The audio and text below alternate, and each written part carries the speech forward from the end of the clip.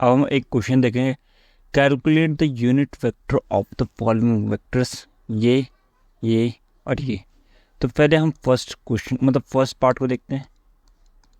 तो first part में देखोगे तो ए आपको दे रखा है which is 2i cap 3j cap और प्लस 5k। हमें इसका यूनिट वेक्टर निकालना है, यानी कि एक कैप निकालना है। और मैंने कहा था कि ए वेक्टर एक मैग्नीट्यूड होता है और इसका एक यूनिट वेक्टर होता है। ये आपका डायरेक्शन शो करता है और ये आपका मैग्नीट्यूड शो करता है। इतना बताया था मैंने, ठीक है। अब देखो, हमें इसका यूनिट वेक्टर फाइंड करना है। तो मैं ये कह सकता हूँ कि जो यूनिट वेक्टर है वो है ए वेक्टर डिवाइड में मॉडुलस ऑफ ए वेक्टर, है ना। तो फर्स्ट हम फाइंड करते हैं modulus of A vector. Modulus of A vector, A का मॉडुलस होगा रूट में जो आई का कोफिशिएंट है उसका स्क्वायर प्लस जो जे का कोफिशिएंट है उसका स्क्वायर प्लस जो के का कोफिशिएंट है उसका स्क्वायर, ठीक है। तो ए वेक्टर का मॉडुलस मतलब यानी कि मैग्नीट्यूड जो होगा वो होगा 2 का स्क्वायर 4, 3 का स्क्वायर 9 और 5 का स्क्वायर 25। अगर इसे कैलकुलेट करो तो ए जो आएगा वो है 4 25 9 34 34 और 4 38, ठीक है। अब दो हमें पता है ए वेक्टर जो है, सॉरी ए यूनिट वेक्टर निकालना। अंडू देखो, ए जो यूनिट वेक्टर है वो है ए वेक्टर क्या है आपका? ए वेक्टर है 2i cap plus 3j cap plus 5k cap.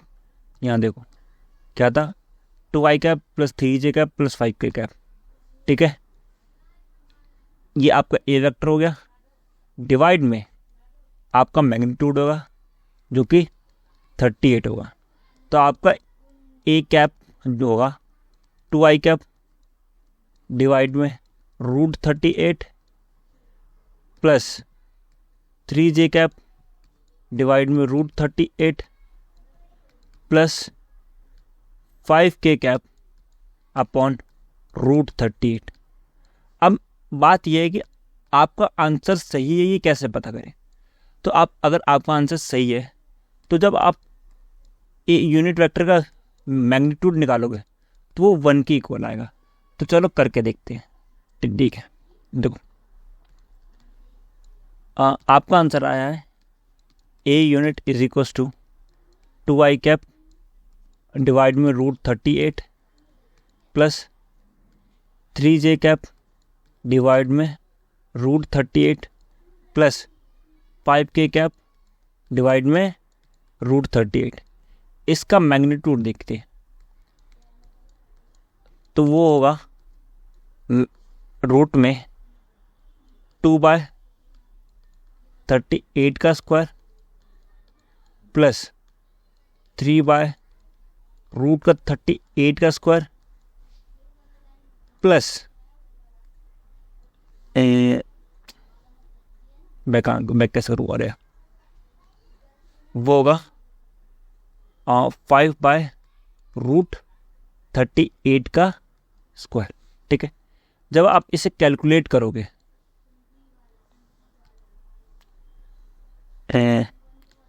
ए मैग्नीट्यूड तो ये आएगा 4/38 प्लस 9/38 प्लस 25/38, ठीक है। अब इसको देखोगे तो ये आप जब पहले एलसीएम लोगे तो 38 डिवाइड में फिर 4 + 9 + 25 भी 38 होगा। यानी कि मैं इसको ये कह सकता हूँ कि जो आपका यूनिट वेक्टर है वो रूट में 38/38 यानी कि √1 आ रहा है, और √1 क्या होता है, 1 ही होता है। तो इससे आप पता चल गया कि जो ये यूनिट वेक्टर है वो सही है, यानी कि आपका यूनिट आया 1। ठीक है, अब हम देखेंगे सेकंड को। देखो सेकंड में सेकंड है, देख तेरे को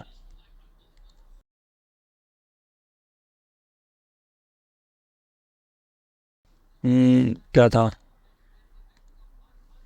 7i + 2j + 1k cap. 7i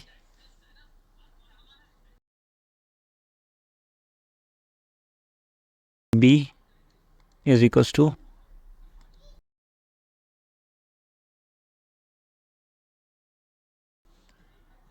जो बी वेक्टर आपका वो है 2i cap + 7j cap plus,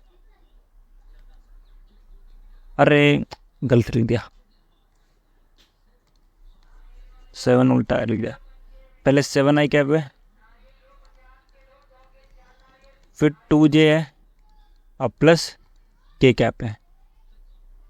हाँ, 7i cap + 2j cap + 1k cap. ठीक है, तो अब हमें इसका निकालना है। तो देखो, अगर इसका निकालना है तो पहले हमें क्या करना पड़ेगा, हम जानते हैं कि जो बी वेक्टर होता है वो होता है मॉडुलस ऑफ बी, और एक डायरेक्शन होता है जो कि यूनिट वेक्टर शो करता है। ठीक है, तो जो हमें बी कैप निकालना है, ठीक है, तो मैं जानता हूँ बी कैप को मैं इस प्रकार से लिख सकता हूँ, बी वेक्टर डिवाइड में मॉडुलस ऑफ बी वेक्टर। ठीक है, तो देखो पहले मैं मॉडुलस ऑफ बी निकालता हूँ। तो मॉडुलस ऑफ बी,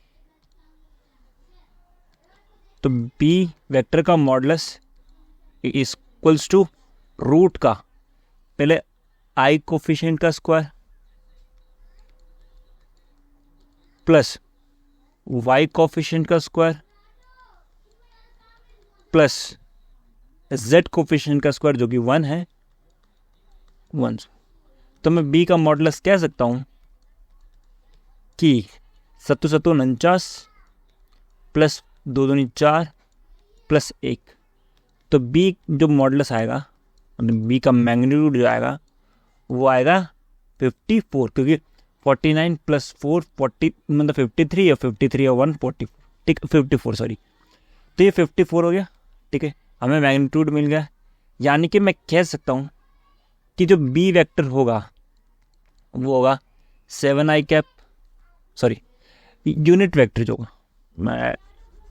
मैं कह सकता हूँ कि जो मेरा यूनिट वेक्टर होगा वो होगा 7i cap + 2j cap + k cap divide में मैग्नीट्यूड आता है। मैग्नीट्यूड कितना आता है, √54। 54 जो आएगा वो आएगा बी का unit vector 7i cap divide में √54 plus 2j cap by √54 plus k cap by √54। ठीक है, तो ये आपका क्या है, एक यूनिट वेक्टर है, और ये सही करेक्ट है या नहीं है वो आप चेक करोगे बाय योरसेल्फ। ठीक है, इसका करेक्शन चेक करोगे। ठीक है, अब हम देखते हैं third part, and third part है 5i + 2j, 5i + 2j, 5i cap + 2j cap. इसका देखना कि यूनिट वेक्टर कितना आता है। ठीक है, तो देखो, तो पहले समझाओ। देखो, अगर इस वेक्टर में k मिसिंग है तो आप क्या करोगे, जो k की जगह ना 0k कैप लिख दोगे। ठीक है, इतना पहले समझो, इतना समझा। अब हम देखते हैं कि यूनिट वेक्टर आएगा कैसे। हमें पता है कि सी वेक्टर उसका मैग्नीट्यूड होता है और उसके पास डायरेक्शन होता है, और डायरेक्शन को कैप शो करते हैं, और हमें यूनिट और कैप ही, मतलब जो डायरेक्शन शो करता है वही यूनिट वेक्टर शो करता है। ठीक है, तो सबसे पहले हम इसका मैग्नीट्यूड निकालते हैं। मैग्नीट्यूड कैसे आएगा? तो मैग्नीट्यूड देखोगे तो रूट में पहले आई का कोफिशिएंट का स्क्वायर जो कि 5 का स्क्वायर होगा, प्लस जे की कोफिशिएंट का स्क्वायर जो कि 2 का स्क्वायर होगा, प्लस के की कोफिशिएंट का स्क्वायर जो कि 0 का स्क्वायर होगा। ठीक है, इतना समझ आया? अब देखो, अरे अब देखो, magnitude of C is equals to कितना का? देखो 5 मतलब 5 का स्क्वायर 25, 4 का स्क्वायर 4, मतलब 2 का स्क्वायर 4 और प्लस 0 का 0 रहेगा। सी मैग्नीट्यूड आएगा आपका, जब ऐड करोगे तो 29 आएगा रूट में। ठीक है, इतना है हमको। हमारे पास मॉडुलस ऑफ सी आ गया, तो हम कह सकते हैं कि जो आपका सी यूनिट वेक्टर होगा वो आएगा सी वेक्टर डिवाइड में सी का मॉडुलस। तो C vector is equals to 5 I cap plus 2 J cap plus 0 K cap divide में रूट 29। ये देखो 29 आता। ठीक है, तो रूट 29, तो मैं इसको ऐसे लिख सकता हूँ, सी इज इक्वल्स टू, मतलब सी का यूनिट वेक्टर, ये क्या कर रहा हूँ मैं,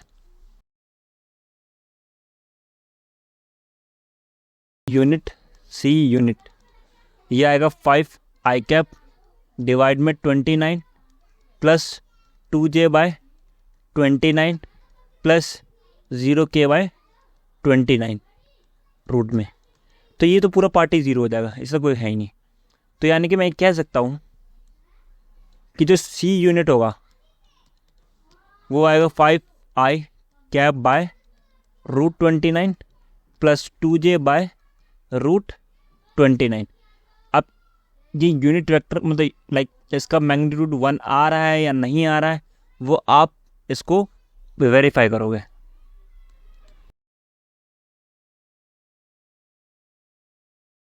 और मुझे कमेंट में बताओगे कि वेरीफाई हुआ कि नहीं हुआ।